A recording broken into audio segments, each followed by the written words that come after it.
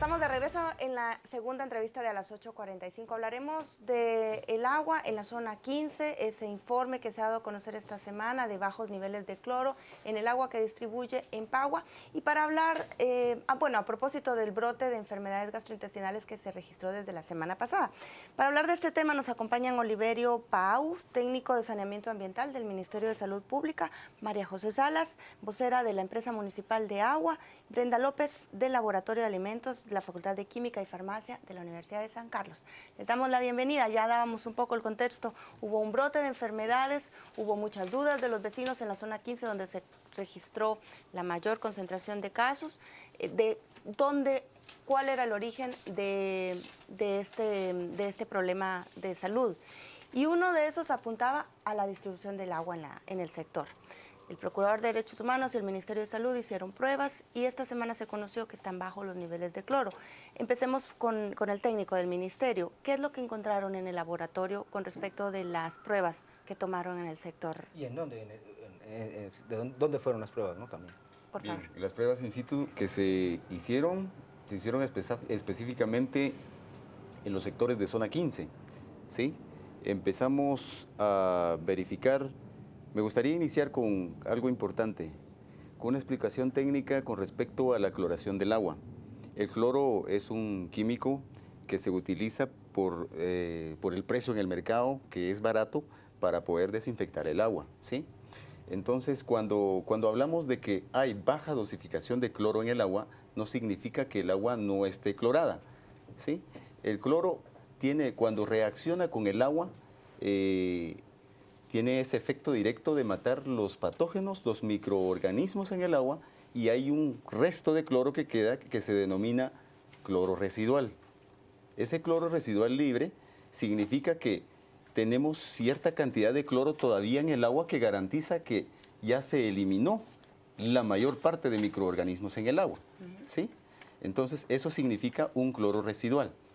Se detectaron en parámetros de 0.1 miligramos por litro en áreas específicas como en tanques de almacenamiento donde ha reposado bastante tiempo el agua, en donde el cloro que por naturaleza evapora, ¿sí? Que ya son cisternas dentro de los establecimientos, dentro de las residencias. Sin embargo, se detectaron en puntos específicos de la tubería, digamos, del sistema de abastecimiento de agua, con presencias de 0.2 miligramos por litro. O sea, digamos que se hicieron pruebas de la llave para adentro y de la llave para afuera. Exacto. Okay. Así es, así es. Okay. Esa es la explicación técnica. Lo que significa que en este sentido, para poder comprobar si habían realmente microorganismos o patógenos en el agua, se tomaron muestras para análisis físico-químico y microbiológico, ¿sí? El viernes 5 de febrero, a eso de las 14 horas de la tarde, se tomaron esas muestras, se trasladaron inmediatamente para el Laboratorio Nacional. El día sábado, a eso de las 17 horas, y se confirmó ya para la tarde del lunes, con los resultados del laboratorio, que efectivamente el agua no tenía ningún contaminante ni microbiológico ni físico-químico. Ese día no había ningún rastro entonces de estas cuestiones que usted nos cuenta. Así es. Ok. ¿Después hicieron pruebas subsiguientes o solo quedó el 5 de febrero en el tema? No, seguimos monitoreando. La vigilancia de la calidad del agua está legislado, que cuando es una situación de emergencia, el Ministerio de Salud, con todos los técnicos en saneamiento del medio, actúan de inmediato.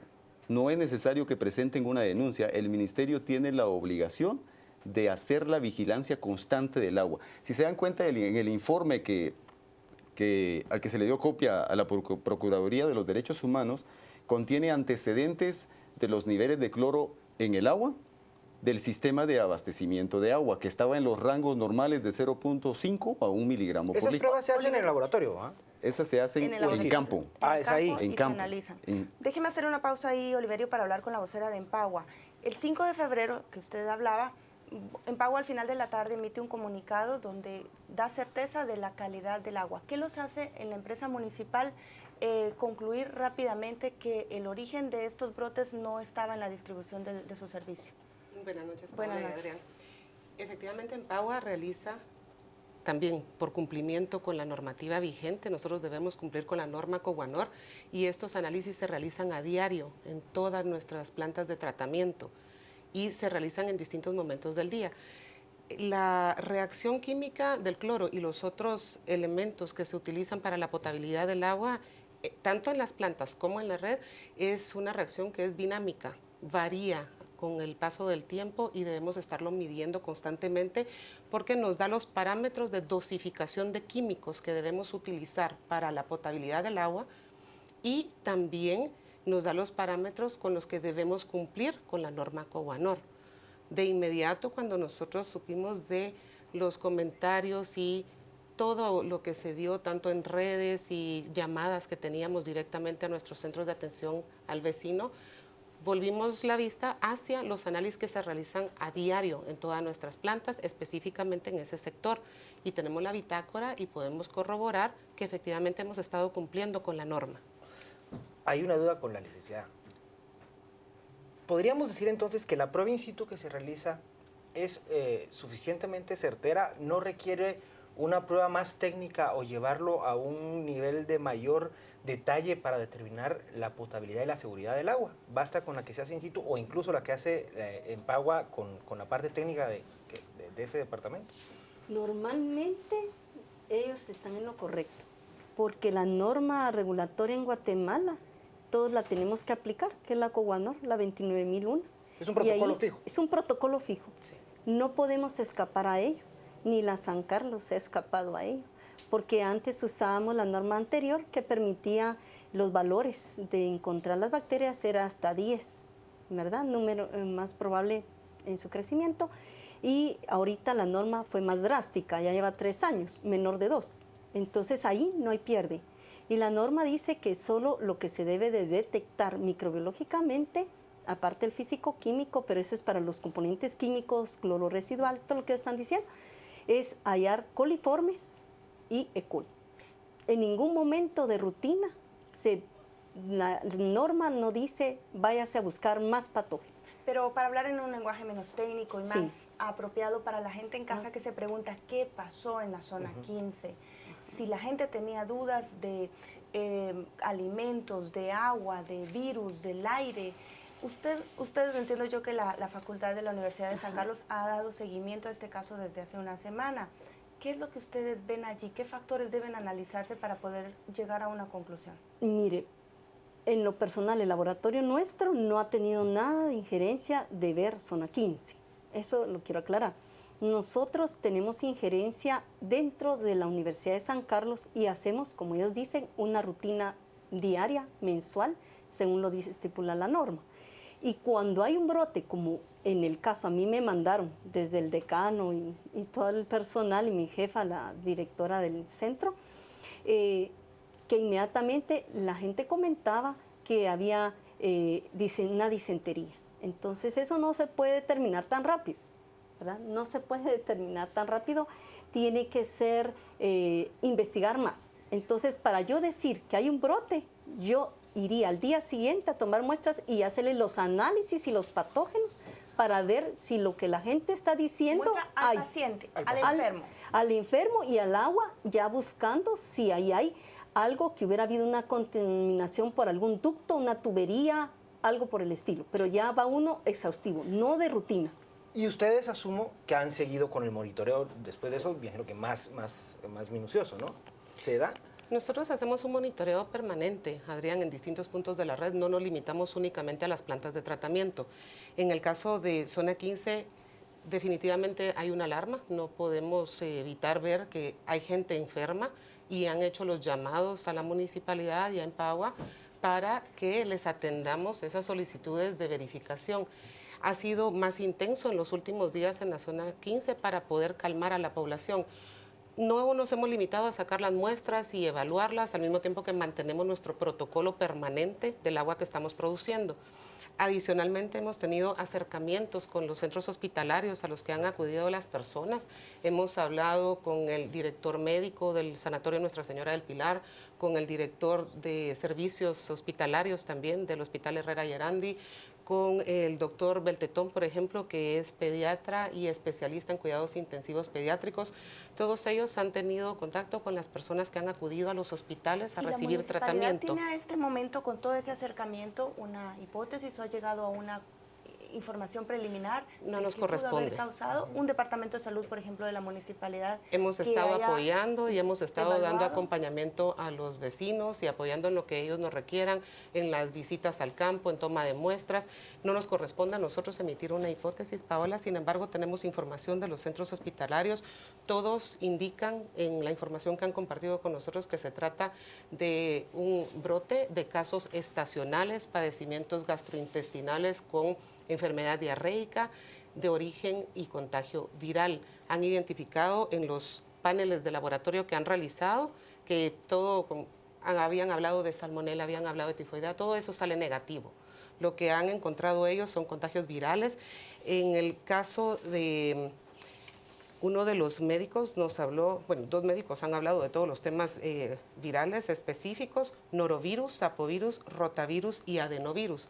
Todo es casos estacionales que se dan en picos de cambios en el ambiente, contagio viral. Eso es lo que ellos nos han compartido. No nos compete a nosotros dar una hipótesis sobre lo que está pasando. Vale la pena ya hacer una reflexión al margen de esto, porque esto pasó en la zona 15 de la ciudad capital. Con casos aislados también en otras zonas. Sí, pero ¿qué pasa? Existe este monitoreo en la gente, los que logran tener la suerte en este país de tener agua entubada. ¿Qué puede esperar esa gente si es que fue por un manejo de tubería o un manejo desde el ministerio en la verificación de la potabilidad del agua? ¿Qué puede esperar la gente que no vive en la zona 15 desde el Ministerio de Salud?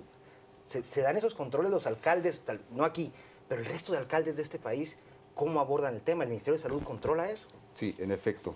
El Ministerio de Salud Pública tiene departamentos específicos a nivel de todos los municipios y departamentos de la República. Hay alrededor de 400 técnicos en saneamiento ambiental que están distribuidos en cada distrito municipal de salud o centros de salud que atienden a la vigilancia de la calidad del agua, todo el componente de saneamiento básico, lo que significa que sí está cubierto esa parte en lo que es la vigilancia de la calidad del agua. Sí. Pero Oliverio, ¿qué piensa usted cuando ve esa nota de Prensa Libre esta semana que le comparte un laboratorio privado que de 20 muestras 18 reportaban positivo en salmonela? Lo cual es falso. ¿Usted qué piensa con lo que han analizado? Fíjese que, bueno, tal vez no soy el indicado como para responderle la pregunta porque ya entraría una investigación epidemiológica que ya se está dando, se inició precisamente desde el viernes. Hay una vigilancia epidemiológica constante de esto para poder determinar una definición de caso y llegar al final en una conclusión de qué es realmente lo que está afectando. Pero solo para comprender lo que usted nos hablaba al principio, si los niveles de cloro se dijo que estaban bajos, pero esos residuos, al analizarlos, vieron que no había muestras de ningún agente, bacteria que pudiera ser provocadora de esta enfermedad, ¿qué encontró entonces el Ministerio de Salud? En conclusión, nada, ningún indicio que permita saber qué pasó. En agua no. En la zona 15, en agua no. En agua estacional, como Ok, decía. tú ibas a En agua. preguntar algo. Sí, no, y quería- también María José solo- Carolina. quería decir algo. Para aclarar un tema, o sea, se ha insistido en el tema del agua y se está perdiendo el enfoque en lo que realmente las personas deben poner atención.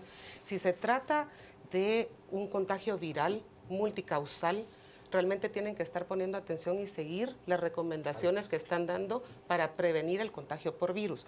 Con lo que mencionaba Paola de la nota que sale en Prensa Libre, tanto personeros del Ministerio de Salud como nosotros nos reunimos hoy con el licenciado Briz.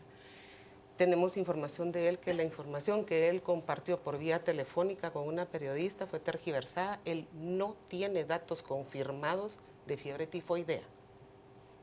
Esa información nos la compartió él esta mañana. Se iba a comunicar con el medio para pedir una aclaración.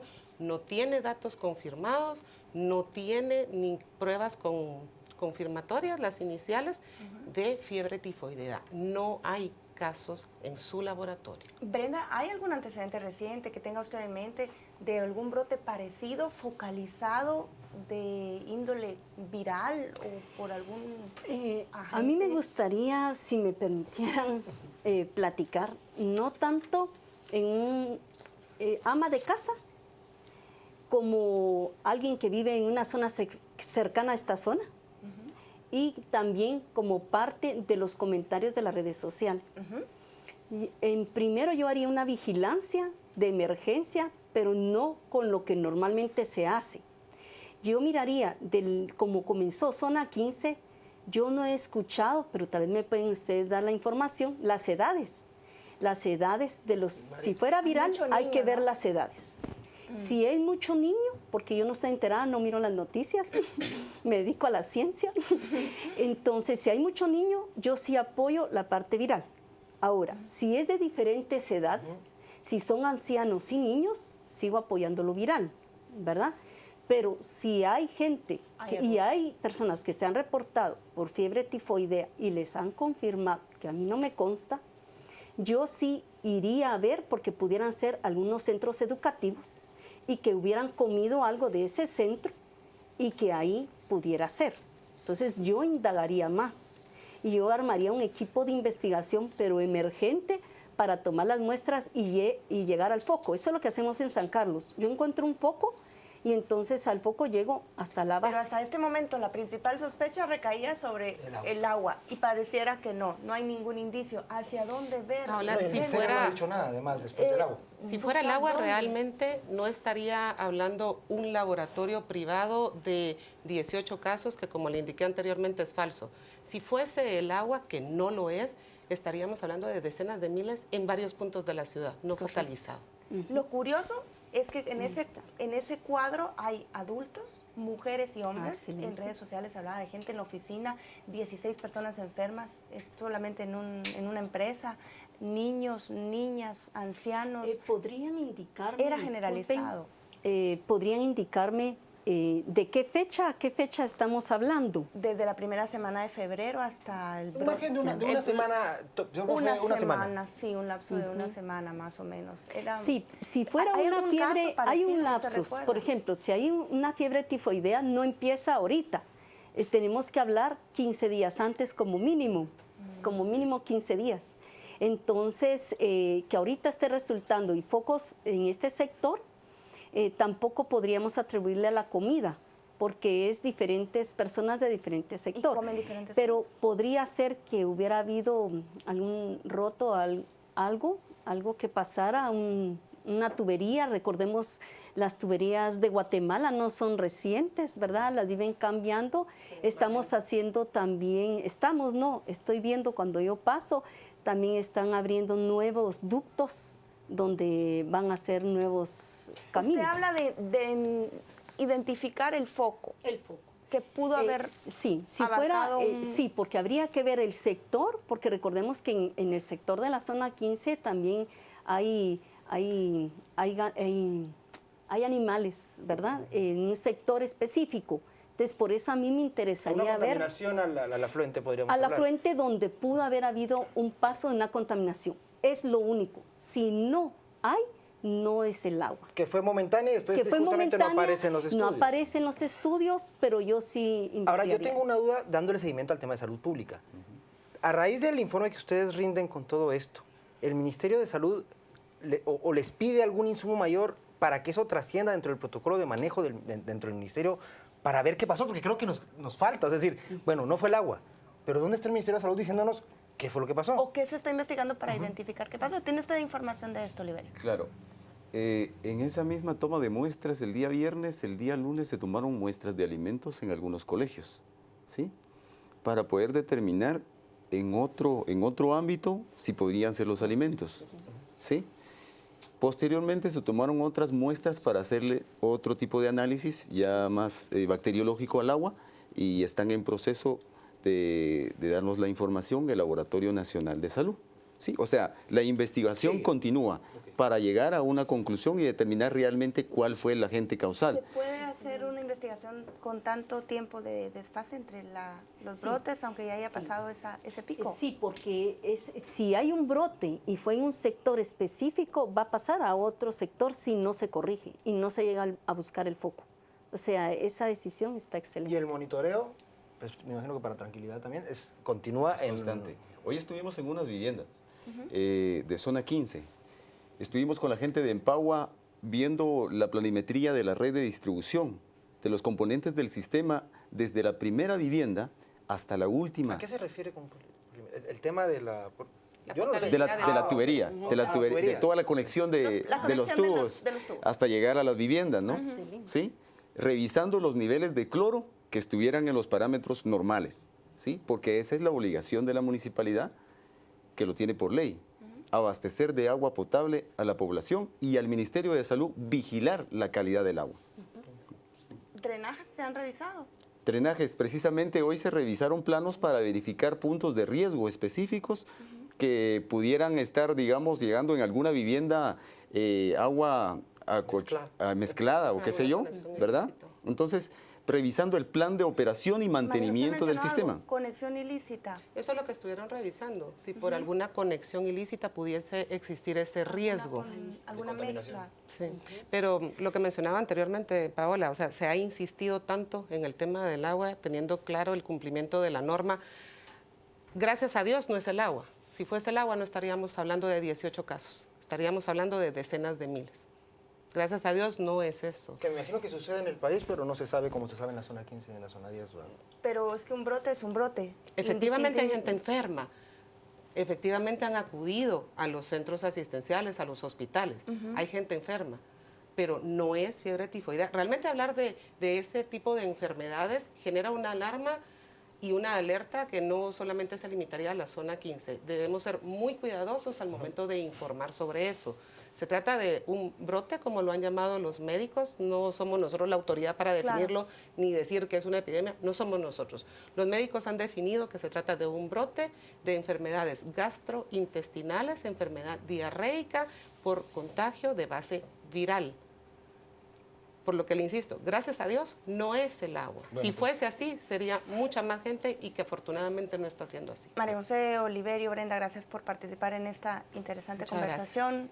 Vamos a redes sociales con Rocío para ver qué nos comentan ustedes. Paola, gracias. Vamos a conocer ahora sus comentarios. Hablamos en este momento sobre las enfermedades gastrointestinales que padecieron varias personas en la zona 15 capitalina. Comenzamos con Oscar de León. ¿Por qué el agua en mi casa llega de color café y arena y tapa mi lavadora? ¿Duchas? El agua está contaminada. Jay Cáceres nos dice que Empagua permita a los medios de comunicación visitar las plantas de tratamiento de agua. Carlos de León comenta, claro que fue el agua y nadie investiga a los responsables, les tienen miedo porque se trata de Arzú. Yuri Giovanni Melini, ojo, la Municipalidad de Guatemala no puede tapar el sol con un dedo, urge intervención ya de la Procuraduría de los Derechos Humanos. José Mía Orellana, entonces, ¿qué pasó en zona 15 si fuimos contaminados con coliformes, etcétera? ¿Somos mentirosos los enfermos? Alejandro Balcells, el tema es que en la zona 15 hay un montón de niños enfermos con los mismos síntomas. Hay un brote, es claro. Y por último, Pablo Álvarez, ¿será que hubiera tenido tanto impacto mediático si hubiera sido en alguna zona popular? Es momento de ir ahora a conocer todo sobre el mundo deportivo y lo invitamos a que nos sintonicen a las 10 p.m. ya que se estará hablando sobre los movimientos de transfugismo dentro del Congreso de la República.